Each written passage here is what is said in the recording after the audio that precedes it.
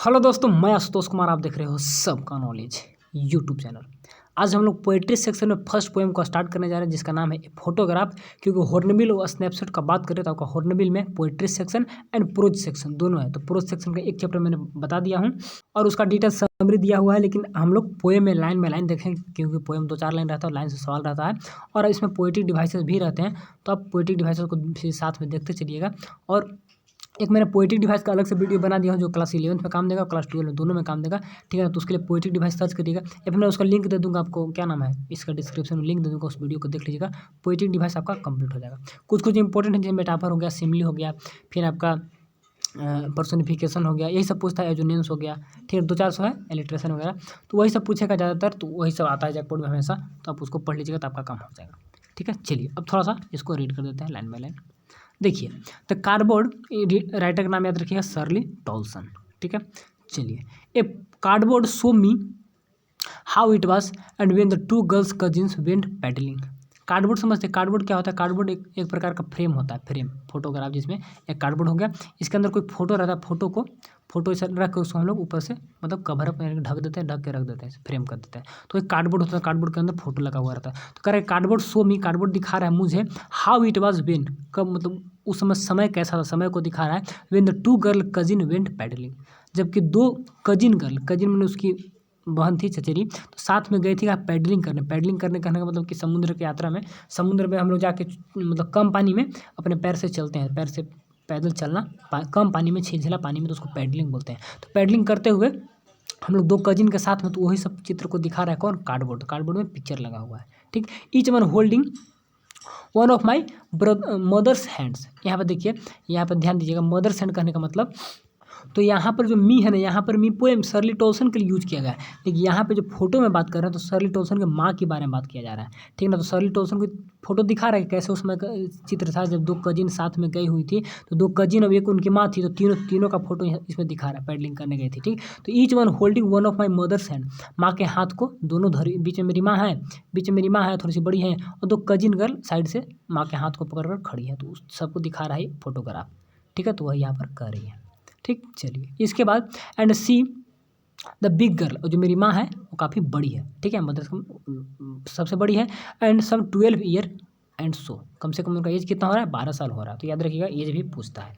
ठीक है। And all three stood still to smile through their hair at the uncles with camera. देखिए, बहुत अच्छा लाइन है कि सारे के सारे क्या है? खड़े हैं। ठीक है ना। और स्माइल कर रहे हैं थ्रू देयर हेयर्स। हेयर्स कहने का मतलब कि उस समय हवाएं वगैरह चल रही होगी, तो समुद्र के किनारे में हवा चलते रहता है हमेशा, तो हवा से बाल उन लोग का इधर उधर हो रहा होगा, तो बाल को संवारते हुए और स्माइल कर रही है। ठीक है ना। एंड अंकल विथ कैमरा, वो अंकल भी साथ में गए हुए हैं, जो कैमरा लेकर गए हैं, फोटो हम लोग को क्लिक कर रहे हैं, तो उस सब बात को दिखाया जा रहा है। And a sweet face my mother's, मेरी माँ का प्यारा सा चेहरा है उस समय का। And that was before I was born, वो तब का चेहरा है जब मैं बोर्न नहीं हुआ था, तभी का चेहरा है। ठीक है। बचपना का, माँ का, मेरे बचपना का चेहरा। And the sea which appears to have a change less, और जो समुद्र है आज वो कैसा दिख रहा है? बहुत कम चेंज हुआ है, लेस चेंज, ऐसा दिख रहा है बहुत कम। वास देयर टेरिबली ट्रांजिएंट फीट, और जो समुद्र है वास कर रहा है देयर टेरिबली ट्रांजिएंट फीट, उन लोगों का, टेरिबली मतलब कि बहुत भयानक तरीका से, ट्रांजिएंट मैंने होता है कि जो कम समय के लिए है, फीट मैंने पैर, तो उन लोग को पैरों को धो रहा है, साफ कर रहा है। कौन? सी। और सी में कम चेंजिंग को देखने को मिला है। सी किसको दिखा रहा है? सी दिखाता है आपको इटर्निटी, इमोर्टेलिटी, जो कि मरने वाला नहीं है, अनंत है, खत्म नहीं होगा। और ट्रांजिएंट, हम लोग टेम्पोररी है, हम लोग का जो पैर है, जो हम लोग मानव है, वो कम समय के लिए जीवित है, तो इन लोग को धो रहा है, साफ कर रहा है। लेकिन जो समुद्र है वो काफ़ी दिनों तक जस करता है, कोई चेंजिंग नहीं हुआ है। तो कंपेयर किया है समुद्र से, एक नेचुरल थिंग से, और ह्यूमन मैन हम लोग जो है, हम लोग से, हम लोग मोर्टल है, हम लोग बहुत जल्द समाप्त होने वाले हैं। तो वही वास करने का मतलब कि समाप्त कर रहा है। बात को समझ। देखिए, पोएम का लाइन कुछ और होता है, सेंस कुछ और होता है, पोएम बहुत ही डीप में लिखा रहता है। ठीक है। तो हम लोग जितना पकड़ पाते उतना ही हुआ, ना तो बहुत कुछ, उतना राइटर जो माइंड में लिखता है, तो राइटर अपना डीप उतना जितना समझाएगा, तो उतना हम लोग स्टूडेंट लोग या टीचर उतना थोड़ा समझ पाता है, जो राइटर बोल दिया। अब जितना वर्ड का हिंदी समझ में आए उतना ही समझ पाता है, बाकी उसका डीप कुछ और ही सेंस निकलता है। ठीक है। करेक्ट। सम 20-30 ईयर्स लेटर, ठीक है ना, 20-30 years later she would laugh at a snapshot, वह स्नैपशॉट जो फोटो चित्र है उसको देखकर वह हंसी। कौन हंसी? मेरी माँ हंसी। ठीक, सी बेटी एंड डॉली, बेटी और डॉली को दिखा रहा है। देखिए फर्स्ट स्टैंजा में किसको दिखाया? माँ के बचपना के बारे में दिखाया। और सेकंड स्टैंजा में किसको दिखाएगा? सेकंड में दिखाएगा माँ के यानी कि यंगर जो जवानी का एज है तो उसको दिखाएगा। ठीक है, तो इसमें क्या कर रही है कि सी वुड लाफ, वो हंसी होगी, हंसी हंसी। एंड सी बेटी एंड डॉली, जो दो और कजिन गर्ल है दोनों का नाम है बेटी एंड डॉली, तो उन लोग को दिखाएगी देखो देखो। एंड सी एड से, वह बोली, क्या बोली? सी वुड से, यहाँ पे देखिए शॉर्ट में वुड लिखा रहता है, डी है तो वुड, तो सी वुड से वह बोली, क्या बोली? And look how they dressed us for beach, देखो हम लोग को कैसे ड्रेस किया गया है बीच के लिए। फोटो देखे, अब फोटो देखकर वो दिखा रही है, देखो देखो फोटो में देखो हम लोग कैसे ड्रेस कैसे तैयार किए गए हैं बीच जाने के लिए। And the C holiday was her past, और जो सी हॉलीडे है उन लोगों के लिए पास्ट था, पास्ट हो गया था ना, उसकी माँ के लिए खत्म हो गया। And mine is her laughter, और जो मेरे लिए है और उनका हंसी, जो माँ का हंसी है, जो माँ हंस रही थी फोटो को देखकर, तो मेरे लिए जो हंसी है वह पास्ट है, और मेरी माँ के लिए क्या है? हॉलीडे का जो दिन था वह पास्ट, दोनों के लिए पास्ट हो गया। बोथ राई, दोनों के यहाँ डिसअपॉइंटेड है, हतोत्साह है। With the labour is of loss, labour मैंने क्या? काफ़ी कठिनाई से, मेहनत से जो प्राप्त होता है। इज मैंने क्या? जो आसानी से, और लॉस मैंने क्या? खोना। तो जो काफ़ी कठिनाई से हम लोग प्राप्त किए थे उसको काफ़ी आसानी से क्या किए? खो दिए। और क्या क्या खोए हैं? दोनों खोए हैं, बोथ राई, दोनों लोग उदास हैं। खोने से, क्या खोने से? जो पोएट है, तो पोएट अपनी माँ की हंसी को खो दिया है, और जो उनकी माँ है तो माँ किसको खो दिया है? अपने पास्ट को खो दिया है जिसमें वो गई थी। तो इतना काफ़ी डीप में बात लिख दिया है। अब देखिए लास्ट स्टैंजा में देख लीजिए क्या बोल रहा है, इसमें आपको दिखाएगा ओल्ड एज के बारे में, समाप्ति एंडिंग में।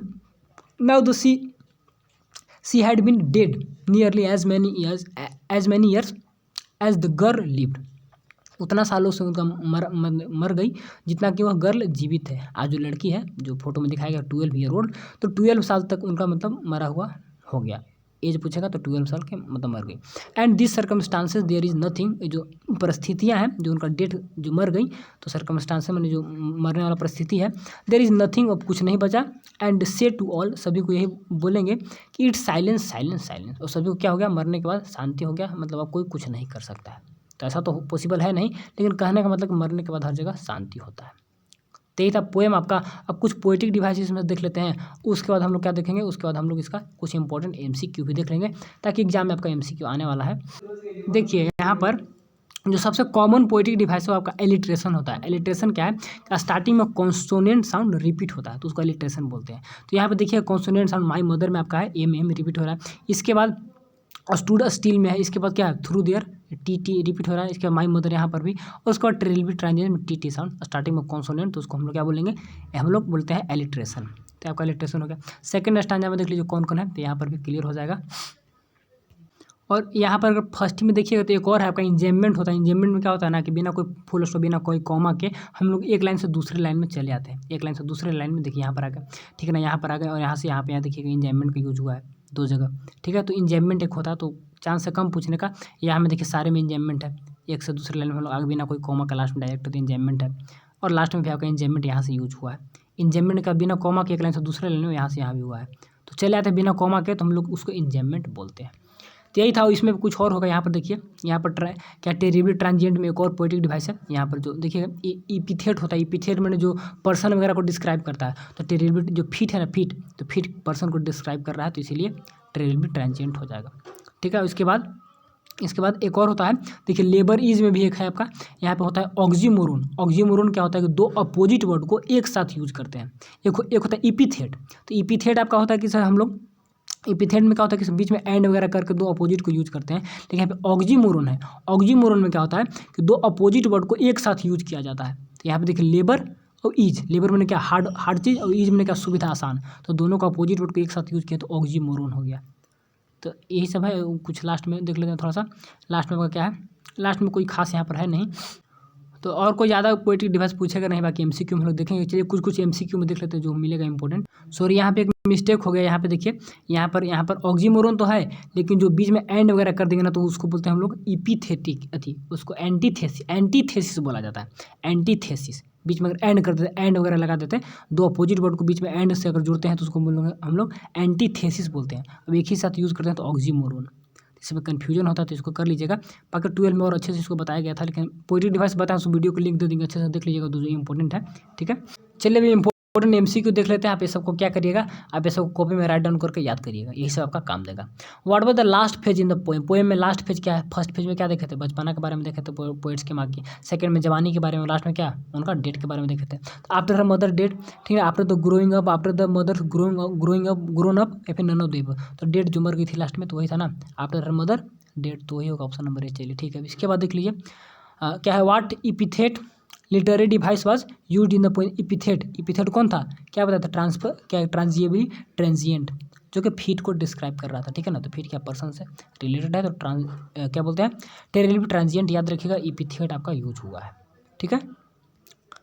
चलिए, अब पर्सन के क्वालिटी को डिस्क्राइब करता है तो उसको पर्सोनिफिकेशन बोलते हैं, एक और है। और केवल पर्सन को इंडिकेट कर रहा है ऐसे ही, तो आपका हो जाता है इपिथेट, ठीक है।